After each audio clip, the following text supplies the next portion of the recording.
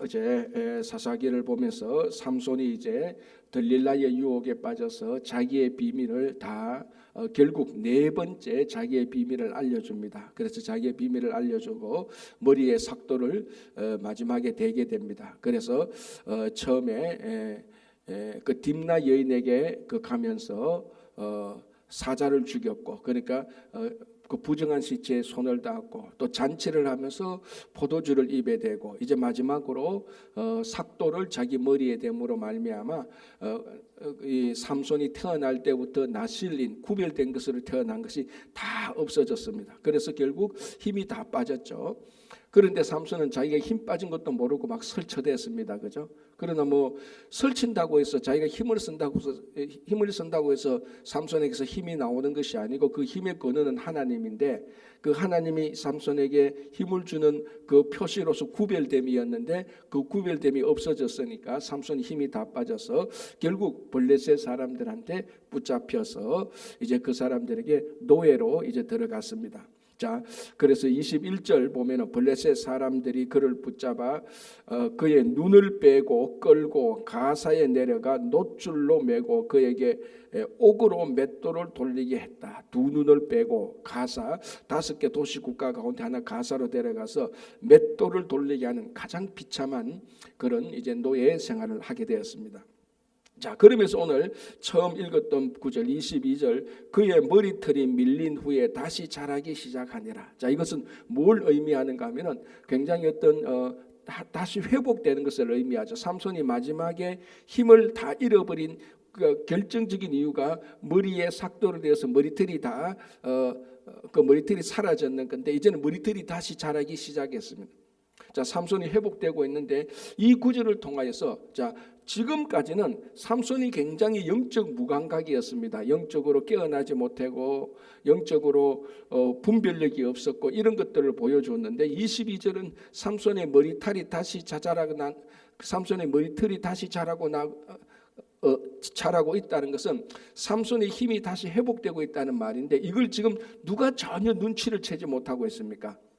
블레셋 사람들이 전혀 눈치를 채지 못하고 있습니다. 그러니까 이 구절을 통하여서 알 수 있는 것은, 이 앞에는 삼손이 무감각했고 영적 무감각했다면, 이번에는 이제 삼손을 붙잡아서 노예로 부려먹고 있는 이 블레셋 사람들이 완전 무감각해지는 겁니다. 삼손이 머리털이 자라는 거 뻔히 보면서 삼손이 머리털이 자란다면 삼손이 다시 힘이 세워진다라는 것을 깨달아야 되는데 전혀 깨닫지 못하는 것입니다. 그러니까 이 시대는 총체적으로 영적 어둠의 시기입니다. 이스라엘 백성들이 영적으로 이제 완전히 어둠 속에 들어가기 시작했고, 뭐 이방인이야 원래 어둠 속에 있었으니까. 그래서 지금 이제 삼손의 때는 이방인들과 이스라엘 둘 다 지금 어둠 속에 있던 이런 모습들을 보여줍니다. 자, 23절 보겠습니다. 블레셋 사람의 방백들이 이르되 우리의 신이 우리 원수 삼손을 우리 손에 넘겨주었다 하고 다 모여 그들의 신 다곤에게 큰 제사를 드리고 즐거워하고. 이제 뭐 블레셋 사람들은 완전 진짜 잔치입니다. 그렇게 벼르고 벼렀던 원수 삼손, 이 삼손이 어떤 일을 했는가 하면 24절을 보면은 우리의 땅을 망쳐놓고 우리의 많은 사람을 죽이는 원수. 자, 땅을 망쳤다는 건 뭡니까? 그 여우 300마리 잡아가지고 그 여우의 꼬리를 엮고 횃불을 다 놓아둬가지고 뭐 그 농사 다 망쳤지 않습니까? 그걸 이제 얘기하는 거고, 우리 원수를 죽였다는 것은 뭐 나기 특별로 뭐 1000명도 죽이고 이렇게 했던 이런 일들. 그러니까 이 블레셋 사람들에게서 삼손은 원수 중의 원수였습니다. 그런데 그 원수 중의 원수인 삼손을 블레셋 사람들이 섬기는 다곤신이 삼손을 우리들에게 넘겨주었다, 이렇게 고백하고 자기들이 섬기는 다곤신을 찬양하고 있습니다. 자, 이 당시에 전쟁과 싸움은 사람들이 하는 거지만은 그 배후에 양쪽에 자기들이 섬기는 신의 능력이 있다고 얘기했습니다. 그래서 지금 이 사람들은 뭘 찬양하는가 하면, 야, 우리가 믿고 있는 이 다곤신이 이스라엘의 신 여호와를 이겼다, 이런 의미도 들어가 있는 것입니다. 그래서 우리의 신, 우리가 믿는 신 다곤신이 삼손을 우리에게 넘겨주었다. 그래서 우리의 하나님을, 그 자기들의 하나님, 자기들의 그 블레셋의 하나님은 다곤신 아닙니까? 블레셋의 하나님 다곤신을 찬양하자, 막 이렇게 지금 나오고 있는 겁니다.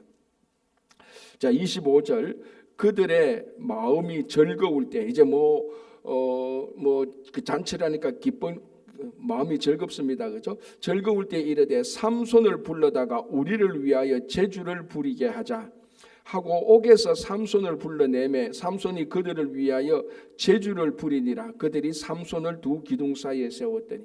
근데 삼손이 완전 지금 블레셋 사람들의 조롱거리고 구경거리가 되었습니다. 가장 거룩하게 구별된 삼손이 조롱거리와 구경거리가 되어버렸어요. 어제도 제가 마지막에 이 부분을 좀 강조했습니다. 현재 상황이 이런 분위기와 무관하지 않지 않습니까? 교회와 성도가 세상에 조롱거리가 되는 그런 기사들이 많이 나옵니다. 세상에서도 조롱거리가 되는 그런 내용들이 교회 안에서 성도들 사이에 일어날 때 이 언론들은 그런 글을 놓칠 리가 없죠. 바로 언론에 내어서 교회와 성도들이 세상의 구경거리가 되고 조롱거리가 됩니다. 그래서 오늘날에 우리들이 당하고 있는 당한다기보다 우리들이 잘못해서 조롱거리가 되고 구경거리가 되는 이런 것들처럼 지금 삼손의 조롱거리와 구경거리가 되는 거하고 전혀 무관하지 않습니다. 삼손은 앞에 있었던 어떤 사사들보다 훨씬 더 구별된 사람이었습니다. 태어날 때부터 나실인이었으니까. 자, 우리가 앞에서 본 그 온리에서부터 여러 사사들을 봤는데 어떤 사사도 삼손만큼 가장 거룩하게 구별돼서 태어난 사사는 아무도 없습니다. 삼손이 가장 태어날 때부터 구별된 사람이었는데 우리가 앞에 있었던 사사들을 보면은 어떤 사사들 못지않게 가장 비참하게 되었고 가장 조롱거리가 되었고 가장 구경거리가 되었습니다. 앞에 사사들이 구경거리가 되고 조롱거리가 된 적은 없습니다. 근데 삼손이 지금 그런 모습들을 보여주는데 다시 말씀드리지만 오늘날 교회와 성도가 삼손이 처한 이런 조롱과 구경거리에 우리가 무관하지 않다는 겁니다. 그래서 사실은 오늘날 우리가 살고 있는 이 시대의 성도들이 정말 말씀대로 살아야 되는 막중한 사명 속에 있습니다. 막중한 사명 속에 있다는 거죠.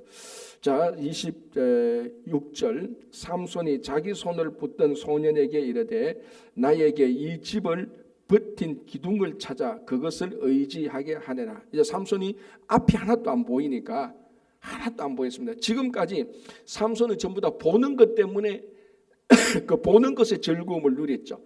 딥나에 가서 아름다운 여인을 보았고, 그죠? 가사에 가서도 아름다운 여인을 보았고, 소래골짜기에 가서도 아름다운 여인 그 델릴라를 보았고, 그래서 그 아름다움에 빠졌습니다. 삼손에게 있어서 지금 계속해서 삼손을 타락시키고 삼손의 그 구별되지 않도록 흐트러 버린 것은 삼손의 기능 가운데, 삼손의 감각 가운데 보는 기능이었습니다. 우리들이 여러 가지 감각이 있지 않습니까? 여러 가지 감각들이 각 사람마다 자기에게 약한 감각들이 있습니다. 촉각에 약한 사람들, 단점인 사람들, 미각, 시각, 청각 각각 자기들의 약점이 있고 이 약점을 인해서 그 신앙적인 약점이 생기는데 삼손의 같은 경우는 삼손의 같은 시각이 있습니다. 보는 것 때문에 항상 삼손은 자기 쾌락을 즐겼던 것이었습니다. 그런데 오늘 이 사람들이 블레셋 사람들이 삼손을 잡아서 삼손의 눈을 뺐다는 것은 이건 우연이 아니죠, 그죠? 이건 여기에는 분명히 하나님의 심판의 의미가 들어가 있습니다. 그래서 삼손이 지금 보는 것 때문에 쾌락을 누렸는데 이제 그 보는 것인 두 눈을 완전히 다 빠지게 되어서 그 큰 집의 기둥이 어디에 있는지도 모르는 겁니다. 완전히 안 보이니까. 그래서 자기를 돕고 있는 소년에게 이 집을 버티고 있는 기둥으로 안내하라라고 얘기를 하는 겁니다. 27절 그 집에는 남녀가 가득하니 블레셋 모든 방백들도 거기에 있고 지붕 위에 있는 남녀도 3,000명 가량이라. 사람들이 완전 진짜 살판 났습니다.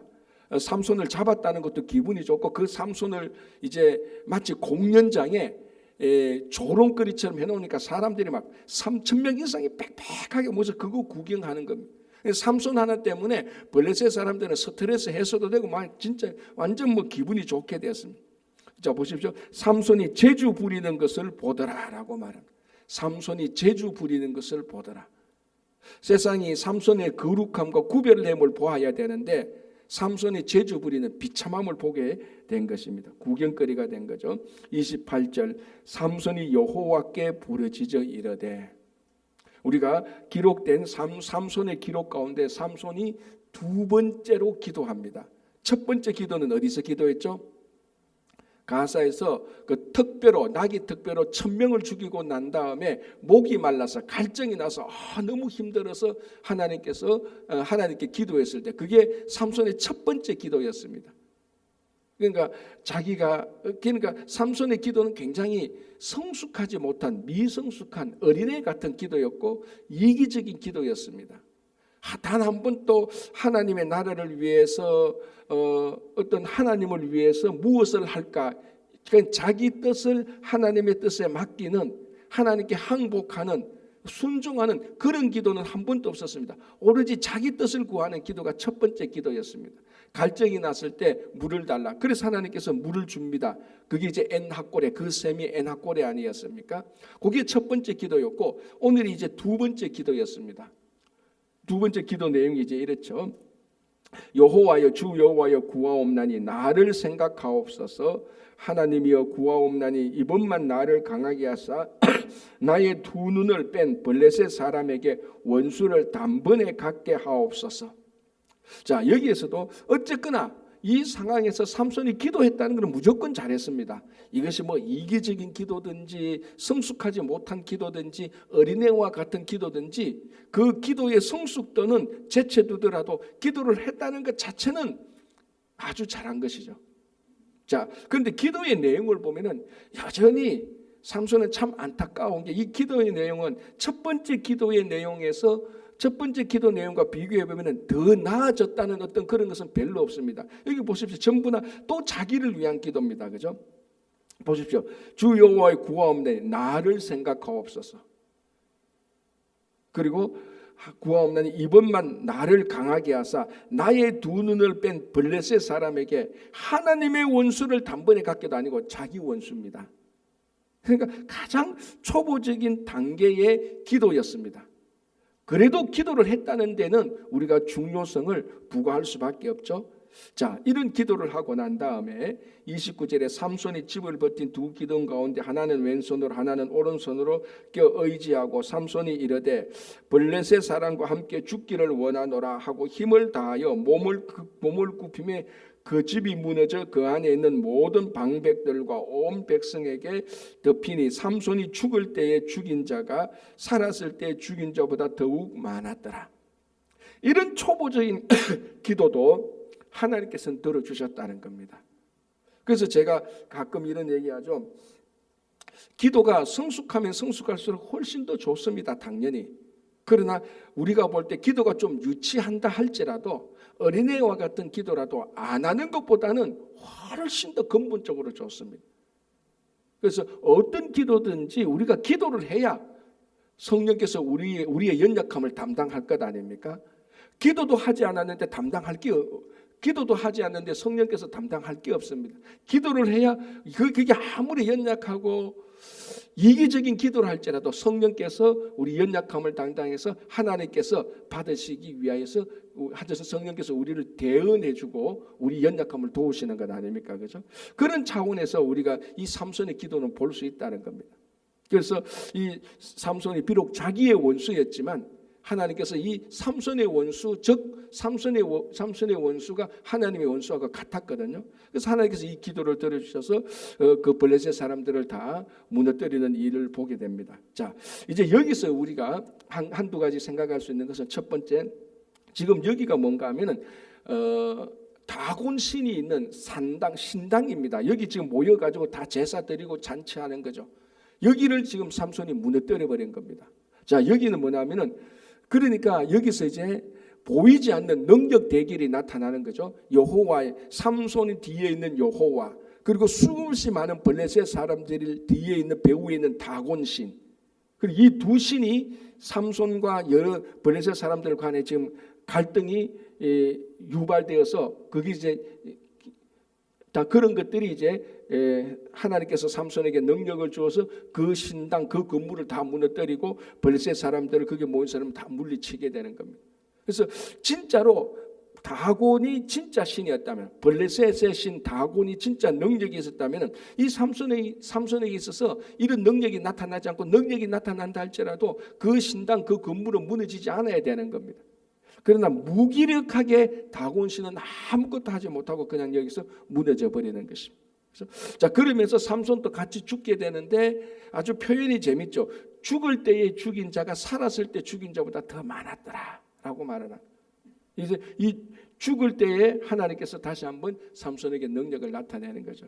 자, 우리 이렇게 보면 삼손은요, 앞에 사사들하고 한 두세 가지 특징이 있는데요. 삼손은 가장 일찍 사사로서 부름을 받았습니다. 구별된 자, 태어날 때부터, 태중에서부터.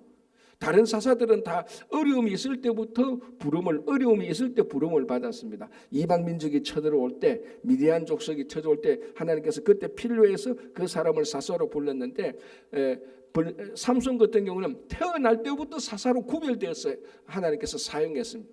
그러나 가장 먼저 사사로 부름받은 삼손은 가장 늦게 사사의 모습을 보여줍니다. 가장 늦게. 그리고 가장 일찍 구별받은 사사는 가장 비참한 모습으로, 가장 비참한 조롱거리와 구경거리로 살아가게 되는 것입니다. 그래서 어떻게 거룩성과 구별성에 보면은 삼손은, 우리 요즘 세상 말로 말하면 삼손은 거룩의 경건의 금수저입니다. 태어날 때부터 경건하게 태어나지 않습니까? 구별된 나시린으로. 그러나 살아가면서 가장 늦게 사사가 되고 가장 비참한 경우를 보여주는 겁니다.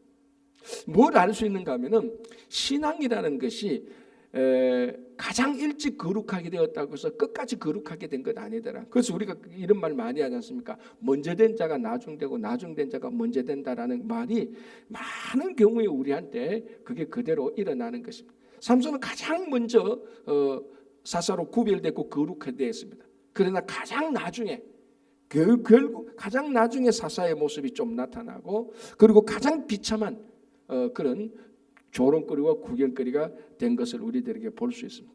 이렇게 해서 이제 진짜로 사사기에 나타난 사사 이야기는 끝이 납니다.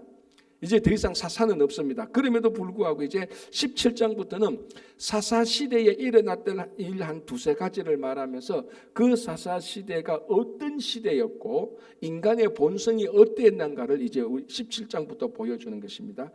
자, 그래서 어떻게 보면 17장은 사사기의 부록과 같은 내용입니다. 근데 이 부록과 같은 내용인데 굉장히 중요한 내용들이 들어가 있죠. 자, 17장 1절. 에브라임 산지에 미가라 이름하는 사람이 있었다. 자, 미가는 여호와와 같은 사람이 누구냐라는 이런 의미입니다. 2절. 그의 어머니에게 이르되 어머니께서 은 1,100을 잃어버렸다라고 말합니다. 은 1,100개를 잃어버렸습니다. 미가라는 사람이 은 1,100개. 어제 제가 말했죠. 델릴라가 블레셋 방백에게 받은 돈이 은 5,500이었습니다. 방백 5 지도자들에게 받은 게 은 1,100개씩 각각 5개를 받았으니까 5,500개였는데 그게 오늘날 연봉 10만 불 받는 사람의 돈 액수로 따지면 5억 5천만 불이라 그랬습니다. 자, 근데 미가의 어머니가 돈을 얼마를 잃어버리는가 하면 은 1,100개를 잃어버렸습니다. 연봉 10만 불 받는 사람의 돈으로 환산하면 오늘날 얼마를 잃어버리는가? 1억 1천만 불을 잃어버렸어요. 어마어마한 돈이죠. 그래서 어떤 학자는 아주 재미있는 추론을 합니다. 이 미가의 어머니가 누굴까? 델릴라였을 가능성도 있었다라고 얘기를 하는 겁니다. 이거는 재미있는 상상, 이거는 뭐 정통적인 주석은 아닙니다. 왜? 자, 보십시오. 지금 이야기가 보면은 이 삼손하고 델릴라 이야기 끝나고 바로 나오거든요.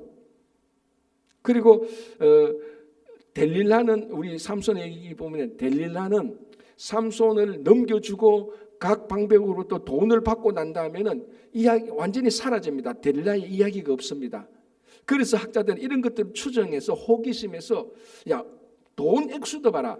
은 1,100을 잃어버리고 난 다음에도 도둑 맞고 난 다음에도 그냥 이 돈 가지고 간 사람 저주받아라 이렇게 하고 끝내지 이것 때문에 뭐 고소하고 뭐 경찰에 신고하고 야단 떨지 않는다는 겁니다. 어마어마한 부자라는 겁니다. 그러니까 은천백을 잃어버리고도 저주로 끝내는 여인이 누굴까? 이것도 은천백 아닙니까? 그러니까 데릴라하고 굉장히 유사성이 있어서 야, 이 여자가 데릴라가 아니냐라고 추정을 하는데 제가 볼 때는 굉장히 재미있는 추정인 것 같아요. 어쨌든 자, 이게 데릴라가인지 아닌지는 그건 이제 안 중요하고 이런 여인이 있었습니다.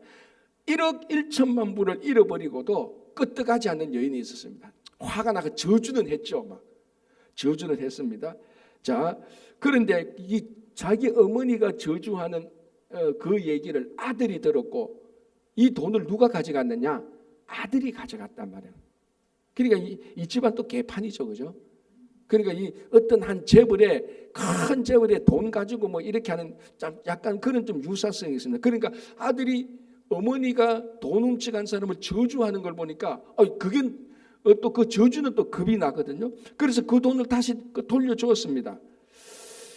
자, 17장 2절 중간에 저주하시고 내 귀에도 말씀하셨더니 보소서 그 은이 내게 있나이다. 내가 그것을 가졌나이다 하니 돈을 다시 돌려줬습니다. 어머니 그걸 이제 고백했죠. 자, 그러니까 정말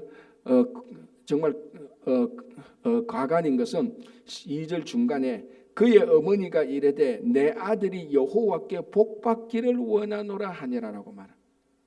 아니 여기에서 이 아들이 복받을 게 뭐가 있습니까? 지금 자기 어머니 돈 훔쳐가지고 회개해서 돌려준 것도 아니에요. 저주가 겁나서 엄마 돈 여기 있어요 라고 했는데 와 너는 복받아라 막 이렇게 했단 말이죠. 이게 오늘날 우리가 좀 냉정하게 생각하는 잘못된 축복관입니다. 잘못된 축복관. 가끔 이제 이런 사람들 있죠. 옆에서 쭉 보면은 하는 행실은 너무 악한데 하는 행실은 하나님의 뜻이 하나도 안 맞는데 늘 말만 하면은 하나님께 축복해달라는 이런 사람하고 똑같습니다. 좀 더 극단적으로 말하면 악행은 자기가 다 저지르는데 온갖 저주말 불평 원망은 다 하는데 복은 받고 싶다는 말이죠. 그런 심리하고 똑같은 지금 상황이 일어나는 겁니다. 사실 여기서는 어머니가 아들에게 뭐라고 해야 됩니까? 잘못을 지적하고 너 이런 돈을 가져가면 안 돼. 이런 일이 다시는 있어서는 안 되라고 그것을 잘못을 지적하고 책망을 해줘야 되는 겁니다. 지금 축복할 상황이 아닌 거죠. 그죠? 자, 3절 미가가 은천백을 그의 어머니에게 도로 주매 그의 어머니가 이르되 내가 내 아들을 위하여 한 신상을 새기며 아니 자기 아들이 돈 훔쳐갔다가 다시 돌려준 건 지극히 당연한 건데 그거 잘했다고 해서 아들을 위해서 또 신상을 만든대. 이걸 뭐라고 하면 개판이라고 말하죠. 진짜 그죠? 아니 이게 뭐 말이 됩니까 지금? 이게 누군가 하면 에브라임 산지에 있는 이스라엘 백성이 그랬단 말이죠. 블레셋 사람이 아니에요. 지금 이 이야기가. 자, 다시 볼게요. 3절 미가가 은천백을 그의 어머니에게 도로 주매 그의 어머니가 이르되 내가 내 아들을 위하여 한 신상을 새기며 한 신상을 부어 만들기 위해 내 손에 이 은을 여호와께 거룩히 드리노라. 아니 이게 지금 아구가 맞습니까? 신상을 만들어서 우상을 만들려고 하면서 돈을 여호와께 드린대요. 이걸 한마디로 정의하면 뭔가 하면은 하나님을 우상처럼 섬기고 있는 것입니다. 이게 하나님을 우상으로 만드는 겁니다. 아니 분명히 십계명에는 하나님을 위해서 어떤 형상도 만들지 말라 그랬고 지금 여기서 만드는 것 전부 다 그다음에 보면 은장 새기기 주어서 한 신상을 새기고 그랬거든요. 4절 보면 그 우상 신상을 만들고 난 다음에 우상 신상을 만드는 돈을 가지고 여호와께 드린대. 우리식으로 말하면 교회에 불상 만들어 놓고 내가 여호와께 헌금했습니다 이렇게 말하는 거하고 똑같다니까요. 그러니까 다시 이 말은 안 좋죠. 다시 완전 영적 개판이에요 지금. 완전 자 보십시오. 이렇게 말합니다. 내 손에 이 은을 여호와께 거룩히 돌아나 그러므로 내가 이제 이 은을 내게 도로 주내라. 이 은을 또 도로 준대. 또 돈 거래가 어떻게 왔다 간지도 헷갈려야지. 헷갈려. 누가 누구에게 존지도 모르겠어. 헷갈려. 4절에 미가가 그 은을 그의 어머니에게 도로 주었으면 또 도로 준대. 누가 누구인지 어떻게 돈이 어디렇게 흘러가 돈의 흐름도 모르겠어. 자 보십시오. 어머니가 그 은 200을 가져다 은장색에게 줘. 은장색은 뭡니까? 우상 만드는 제조업자 아닙니까? 우상 제조업자입니다.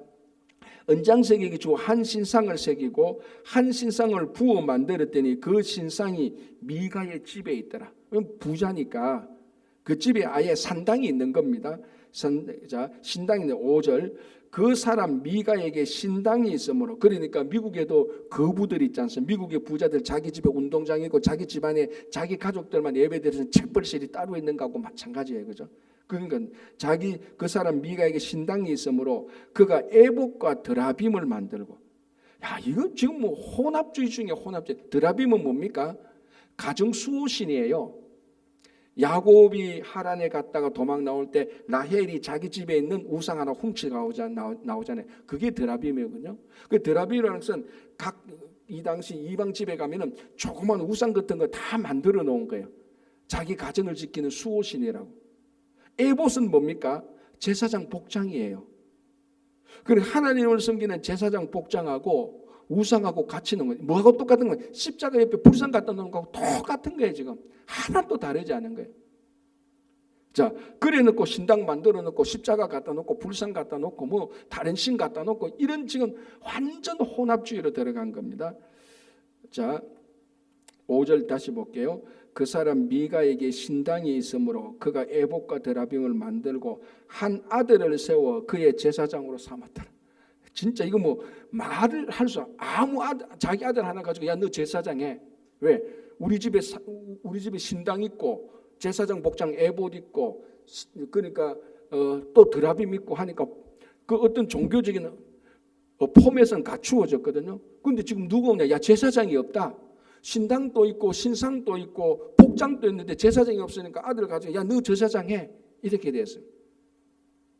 영적으로 가장 어둠의 시기인데, 그리고 난 다음에 17장 6절에 뭐라고 말합니까? 그때에 이스라엘에 왕이 없었으므로 사람마다 자기 소견에 옳은 대로 행하였더라. 그러니까 이 미가 집안이 지금 하나님을 섬기는 건 아니죠. 미가 집안의 이 꼴을 보면서 그때에 이스라엘의 왕이 없으므로 사람이 자기 소견에 옳은 대로 했다는 사사기의 큰 주제가 처음 여기 한번 나오는 겁니다. 자기 마음대로 하잖아요. 진짜 이게 자기 마음대로 하는 겁니다. 제사장도 아무나 세우고, 여러분 우리가 지금까지 봤지 않습니까? 제사장은 어떤 사람만 할 수 있습니까? 레위 사람의 후손 가운데 아론의 자손만 제사장이 하도록 하나님께서 몇 번이나 딱 꼬집어서 규정을 해놨습니다. 레위 지파 가운데 아론의 후손들만 제사장을 하라. 그런데 지금 이거는 뭐 에브라임 산지에 살고 있는 미가가 자기 아들 시켜가지고 아까 말씀드린 것처럼 야 또 보니까 여기 뭐 다 갖췄는데 제사장만 없네. 야 너 해. 그것도 에봇 드라빔 놔두고 신당 놔두고 그죠? 그 제사장 하고 완전 자기 마음대로 하는 겁니다. 자, 7절 보겠습니다. 유다 가족에 속한 유다 베들레헴의 한 청년이 있었으니 그는 레위인으로서 거기서 거류하였더니, 자 이제 한 레위인이 나타납니다. 유다 베들레헴의 한 청년, 유다 가족에 속한 자 레위인은 48개 성읍에 흩어져서 살았죠. 자기들은 하나님으로부터 기업을 받지 못했으니까 각 12지파가 4개 성읍을 마련해서 레위인이 그 자기 성읍 자기가 분배받은 그 땅에 레위인을 위해서 자발적으로 성을 내어주고 살도록 했었습니다. 자, 그런데 8절 보십니다. 그 사람이 거주할 곳을 찾고자 하여 그 성읍 유다 베들레헴을 떠나 가다가 에브라임 산지로 가서 미가의 집에 이르러. 이게 말이 안 되는 겁니다. 사실은. 왜? 유다 베들레헴 지역이면 그 유다 지파가 분배받은 그 땅에서 레위인이 살도록 다 마련해놔야 되는 건데 이 레위인이 그쪽에 살지 못해서 떠돌아다니는 거예요. 지금 그 떠돌아다닌다는 건 뭘 의미하는 겁니까? 그 지파 유다 지파가 레위인을 지금 보살피지 않는다는 겁니다. 우리가 앞에서 뭐 출애굽기, 레위기, 민수기를 보면서 이 규정이 몇 번 반복되었습니다. 그죠? 한 너댓 번 반복, 최소한만 너댓 번은 반복되어서 얘기했습니다. 너희들이 기업을 받을 때 그 땅을 정복하고 제비 뽑아서 다 기업으로 그 땅을 기업으로 분배받고, 레위인은 너희들 가운데서 기업이 없으므로 너희들이 분배받은 그 땅에서 레위인을 향해서 성읍을 내어주고, 그래서 레위인이 자기들에게 허락된 레위인을 다 살도록 거주하도록 해야 되는데, 레위인이 유다에 살고 있는 레위인이 거주할 곳을 없어가지고 막 떠돌아다니다가 에브라임 쪽으로 오게 되는 겁니다. 그러니까 이 상황 자체가 이미 다 무너졌다는 겁니다. 레위인이 하는 역할이 뭡니까? 지금 사사기는 성전이 없으니까 성막에서 하나님의 일을 온전히 섬기는 것 아닙니까? 그리고 각 지파에서 흩어진 곳에서도 하나님께 그 예배드리는 걸 도와주고, 그러니까 모든 신앙의 생활을 주관하는 게 레위인인데, 이 사람이 지금 떠돌아다녀 보는 거예요. 그리고 다 무너진 거하고 마찬가지. 신앙이 다 무너진 거하고 마찬가지. 그래서 가다가 보니까 흘러 가다가 에브라임 산지 미가까지 온 겁니다.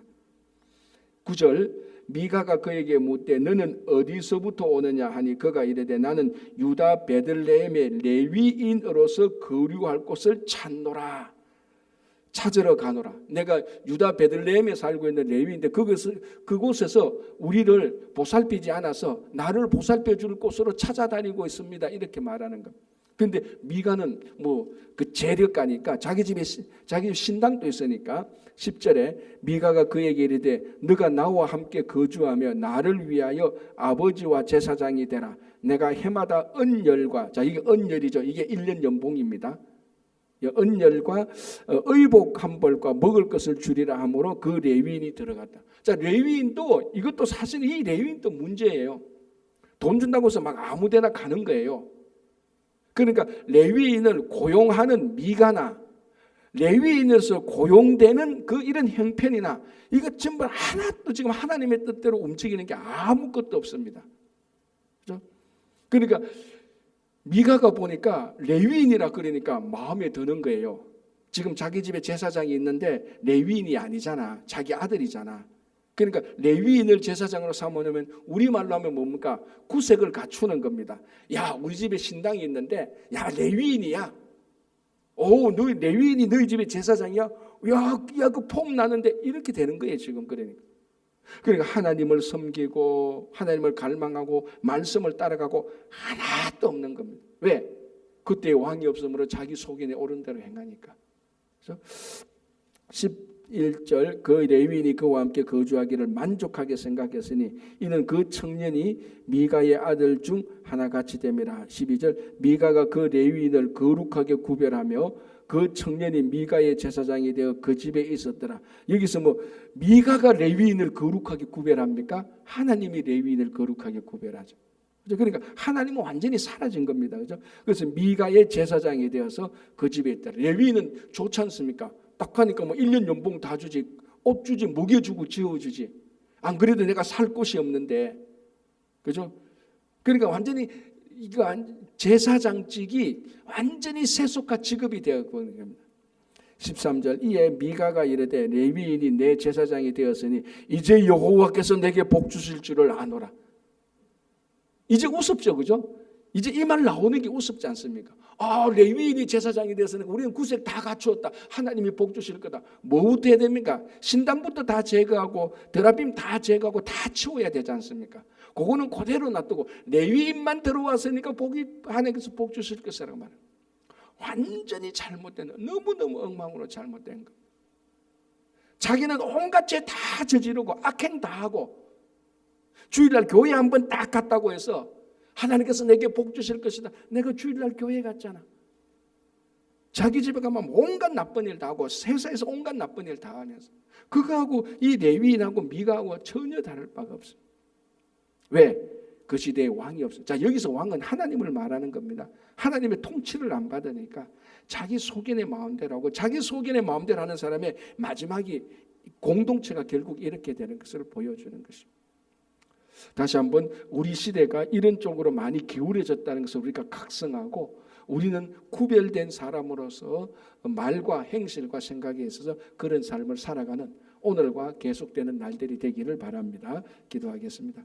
하나님 아버지, 그때 왕이 없었으므로 사람이 자기 소견에 옳은 대로 행했던 그 시대의 모습을 보면서 오늘날 우리가 살고 있는 이 시대와 무관하지 않다는 것을 고백합니다. 나와도 무관하지 않다는 것을 고백하오니 다시 한번 이 말씀 앞에 서서 하나님 앞에 서서 매일매일 말과 행실과 생각에 있어서 구별된 삶을 살아갈 수 있도록 성령께서 우리를 인도하여 주시옵소서. 주님, 이제 1월 26일부터 시작되는 볼리비아 단기 선교회에도 주님께서 은혜를 주시고 성공적으로 잘 마칠 수 있도록 도와주시고 말씀 나눔 반이 잘 진행되게 하시고 올 한 해 동안 교회를 통하여서 이루어지는 하나님의 사역이 온전히 하나님께 영광이 되게 하시고 각자의 삶에 늘 구별된 삶으로 살아갈 수 있도록 오늘 또 인도해 주시고 가정과 일터와 자녀들 위해 하나님께서 늘 함께하여 주시옵소서. 특별히 몸이 연약하고 낙담된 심령들이 있습니다. 주님, 그들의 강건함을 주님께서 회복시켜 주시고 다시 한번 하나님의 말씀 위에 서서 흔들리지 않는 삶을 살아가게 하여 주시옵소서. 예수님 이름으로 기도합니다. 아멘.